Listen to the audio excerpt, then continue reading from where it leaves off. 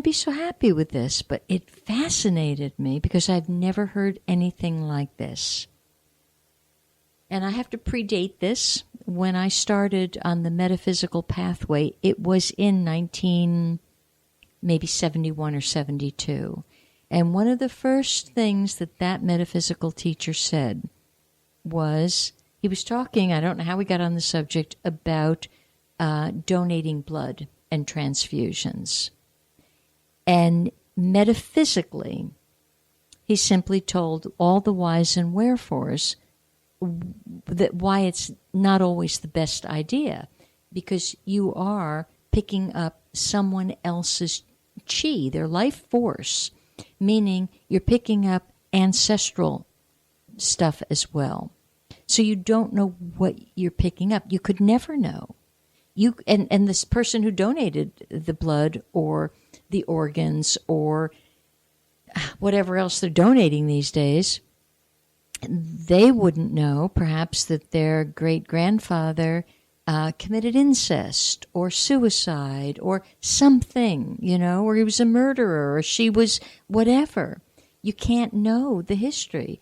And very subtly, that's going into whomever is getting it. Now, the argument, of course, is, but it saved their life. A metaphysician does not look at things that way, but 99% of the world does. So that's all I'll say about that. We look at it differently. But what this young man told me along that same line, I found absolutely mind-boggling. He had a best friend in his 20s, and at 27, the best friend died. And as a tribute to the best friend, this young man that was speaking with me had the back of his hand tattooed with something, I guess, that almost looked like a dove coming up and out. Now, as he said that, he also said, he didn't go on about that for a moment. He said, I have 2 questions about tattoos. Apparently he has a few of them. That's fine. That's your choice.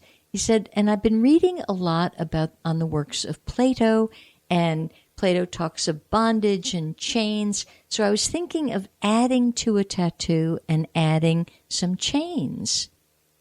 To which I simply said, well, after speaking with you, you've led me to know and understand you're not one who wants bondage. You don't want to be in chains, and you've led a life to break those chains. And every time you are aware of the fact that now you've put chains back on your body, subliminally, you've given your spirit the message that you are not liberated, you are not free. So, you're free to do what you want, but that's the subliminal message that every time you look at it. He goes, whoa, okay then. And immediately he dropped it. He's not going to do that. And that's when he brought up on the back of his hand, he has this thing. I said, well, what reaction does it get when people look at it? Because you can't miss it, apparently. You extend your hand and there it is. He said, well, it's been very interesting. Half the people are like, they can't look at it. And the other people are like fascinated. And then he tells the story of his buddy. So I said, I want to ask you something about your buddy. Did he take his life? Silence. And then the kid says, well, it's unclear whether he took his life, because 2 weeks before he died, this young boy apparently was a very strong alcoholic. He gave up alcohol. And when they found him on his bed 2 weeks after that, next to him were 2 emptied bottles of alcohol. So what probably happened was inadvertently he had a massive dose of alcohol poisoning. Whether it was intentional or unintentional, doesn't matter. It was time for him to leave his body. So I said, well, that's so interesting. And then the kid said, without any further prompting, he said, I don't really drink, except after that. After he had the tattoo put on, the only drink that he will sometimes have is whiskey. which was exactly what took his friend out.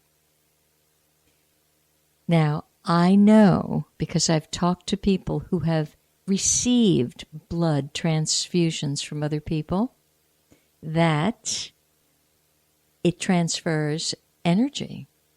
So what happened was, some which way, the person who crossed over, the energy was transferred into this young man. So you got to be careful of energy. It's a very powerful, interesting topic. But I had never heard that perhaps a tattoo could have the same input and import as a needle, as well, I guess there it is. It's a needle. The needle did it. So he did ask me, did I think he should have it taken off? And that's not mine to know. That's his. And I said, I don't think it would be pain-free, and I think it'd be rather expensive. But you now have to understand the subliminal message that you get from this. And it also, every time somebody asked to hear the story, it dredged up the story, which means the dear soul who crossed over is not completely free of this plane. He has to hang around for the story. What are we doing to each other? Why? I think we're doing it out of ignorance. But I'm fully aware that now is the time to wake up. Now is the time for us to, okay, we'll get going again and kind of shout out. So if anybody has a tattoo story that they'd like to share, it's 321-806-3159. And I am Elaine Bartlett at the Purple Portal. Okay, so it's very interesting to me that people wanted to know about their wealth area and their love area. And the illumination area, not so much. What is that about? Maybe you're already all there. Maybe that's the thing. So my caution for the illumination is find another place other than the traditional South area. And for your success, the success areas and fame and fortune this year is the Northeast and it is the North. So those are the pockets that are going to be activated by some of your cures. And in the Northeast, to activate success and good fortune, or what we call in Chinese, we call it fortunate blessings. They're very specific. They want you to have a fortunate blessing. And so the cure there is fire. And what does fire look like? It could be a fireplace. It could be candles. It could be something red. It could be something pointed. A sharp point is fire. Let me think about what else would be fire that I would get. Oh, a sunburst. Just saw one of those the other day, and I was thinking, what a great cure that would be for somebody's home. Just a sunburst. And it could be that it's gold. Sometimes you see the sunburst like a gold metal thing. There's actually a cross-wiring of elements. We've got gold, so we've got metal, and we've got the points, which is fire. So that's a very good cure. The moon is not a fire cure. The moon is more of a water cure, okay? So things that are straight on and pointy, sharp. Actually, herbs are a fire cure, which is one of the things that will help some of you listeners. Chinese herbs. I know our culture has now gotten a little jumpy that China is going to do us in. It's not going to do you in. Some of these companies are very ethical, very moral, very honorable. But herbs, incense is a fire cure. Something called moxa. Any of you ever dealt with moxa? That's a Chinese herb. It's a fired up herb. It's not for a layman. If you go to an acupuncturist, you might want to ask them, what is moxa? But sometimes that's the thing that can lift the person into a better space, but only under supervision, that one. So we've got actual fire, okay? And when you're using a fire cure, sooner or later you have to light the candle. It's one thing to have the candle there. Also, I like the number 9 for the fire cures this year. So if you're going to go build yourself a mini fire with candles, get 9 of them. And what the heck, again, now I'm kind of splitting hairs here, but you could get 9 red candles. Why not? It's a sort of a fire upon a fire. And even if Northeast is your total loss zone, not this year. This year it's a lucky zone. And I was reminded this morning in my preparation for today, some of you that have studied with me, we've spoken of the 4 pillars, which is based on your year of birth, your month of birth, the day, and the hour. Those are very important. Though, I was reminded this morning, what supersedes that are your 10-year luck pillars. And I can, as I really stop and analyze a person's chart and what's happening, and that's why sometimes one of those pillars clicks in and your home that was one color, you wake up tomorrow and you have to change the color or change the bedding or change the location of a room. It's quite interesting when those things click in. And for those of you that really you're interested in this and you want to know, what did happen? Am I at a change of a 10-year pillar? Go into my service area on my website. This is what I do.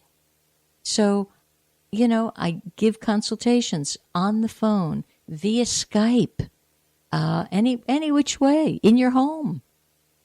So I'm available for you. You just have to pick up the phone and connect, or pick up an email and connect.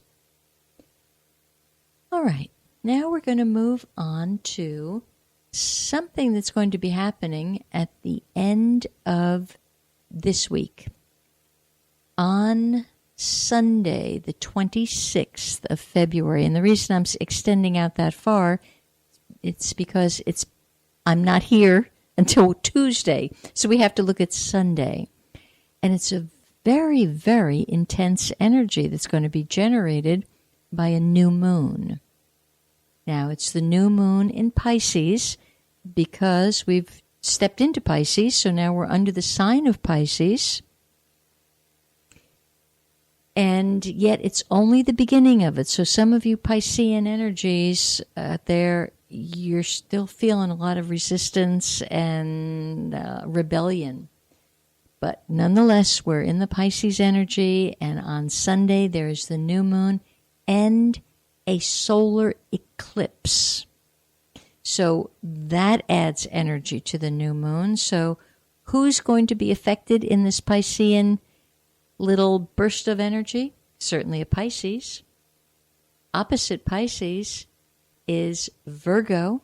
So those two signs, you just be alert, be aware, watch your mouth, watch your own fire intensity inside yourself. And then the other two signs are the Sagittarian energy and the Gemini energy. And because they're all the 4 what we call mutable signs in astrology.